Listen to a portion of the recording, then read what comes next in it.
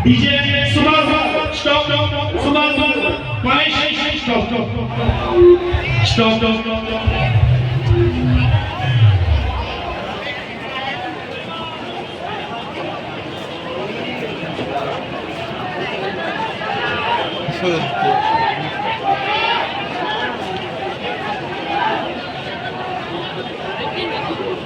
आजा आ बाजू आजा बच्चाने आ बाजू बोले लेके दोस्तों बच्चाने आ बाजू बोले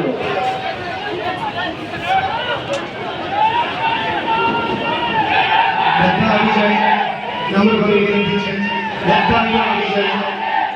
ચોક રોડ બધા આવી જાય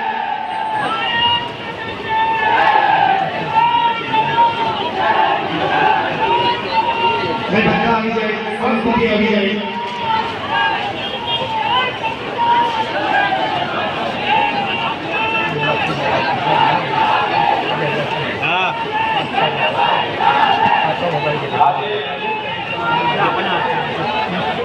આજે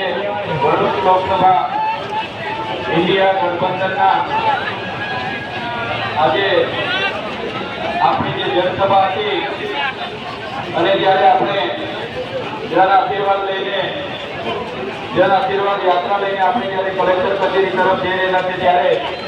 આપણી વચ્ચે પંજાબના મુખ્યમંત્રી સરદાર ભગવંત માન સાહેબ આપણી વચ્ચે ઉપસ્થિત રહ્યા છે બધા માટે એક પણ તાળીઓ પાડીએ આપણી મધ્યે કોંગ્રેસ ગુજરાત પ્રદેશ અધ્યક્ષ શ્રી શક્તિસિંહ ગોહિલ બાપુ પણ હમણાં હાજર હતા એના માટે પણ તાળીઓ પાડીએ આપણી મધ્યે આમ આદમી પાર્ટી ગુજરાત પ્રદેશ અધ્યક્ષ યશુદાનભાઈ ગઢવી હાજર છે એના માટે તાળીઓ પાડીએ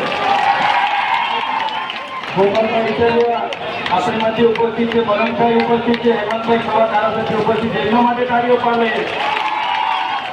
સાથે સાથે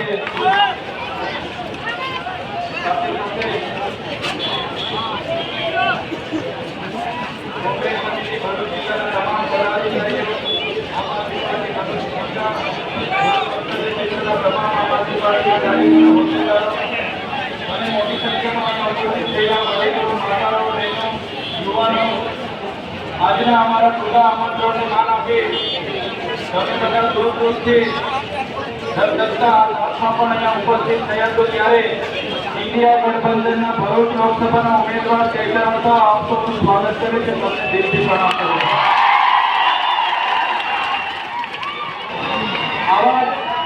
આવનાર દિવસોમાં આવા તમારા બધાના આશીર્વાદ તમારી બધાની દુઆઓ મળતી રહે અને બધાનું સમર્થન મળતું રહે એ પણ બધાને વિનંતી કરું છું આજે મંચસ્થ ઘણા નેતા બોલવાના હોય એટલે બધાને વાત નથી કરતા પણ તમને બધાને ભરૂચ લોકસભાના ઉમેદવાર તરીકે વિનંતી કરું છું કે હવે આપણી પાસે 15 દિવસ છે ત્યારે બધા જ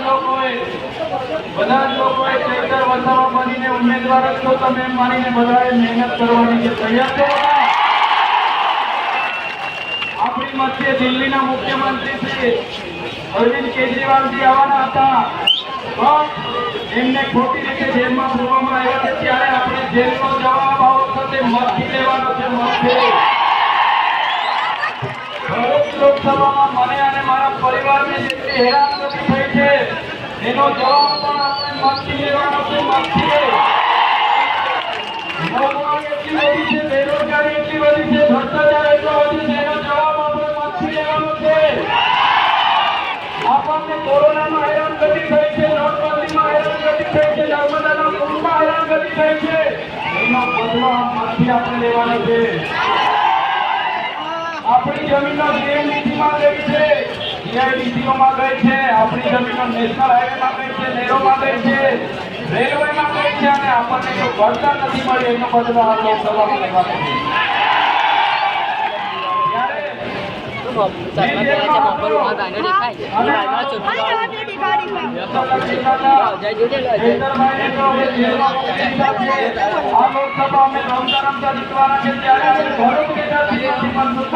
કહેવા માંગુ છું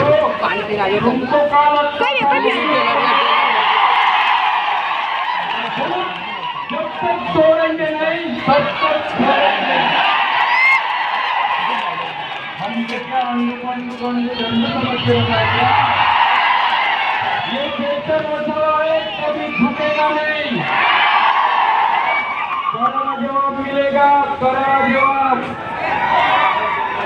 ત્યારે મનસુખ દાદાને 30 વર્ષ આપણે આપ્યા છે પોતાની સરકાર હોવા છતાં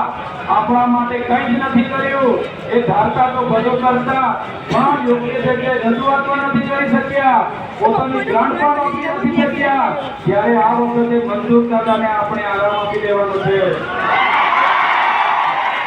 આ વખતે તમારી સામે યુવાન લીડર પ્રમાણિક ઈમાનદાર અને નિષ્ઠાવાન યુવાનોની ફોજ છે એક તક અમને આપો અને જોઈ લો આવનાર દિવસોમાં ભરૂચને અમે નગરપાલિકા બનાવવા માટે પણ લડીશું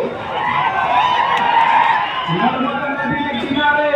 રિવરફ્રન્ટ બનાવવા માટે પણ અમે લડીશું અંકલેશ્વરથી નેત્રંગ સુધી 4 લેન હાઈવે બને એના માટે પણ અમે લડવાના છે ત્યારે આપણી વચ્ચે તમામ પ્રદેશના પ્રમુખો હાજર છે પંજાબના મુખ્યમંત્રી હાજર છે ત્યારે તમે જે બધા અમારું આમંત્રણને માન આપીને આવ્યા છો ત્યારે આવી રીતના બધાએ લાગી જવાનું છે વિસ્તાર ખૂબ મોટો છે મોટા મોટા નેતાઓ વર્ષોથી સરકારો એમની સામે આપણે લડવાનું છે ત્યારે બધા તમે બનીને ઉતરજો બધા તમે કેજરીવાલ બનીને ઉતરજો બધા તમે રાહુલ ગાંધી બનીને ઉતરજો બધા તમે ભગવત માન સાહેબ બનીને ઉતરવાનું છે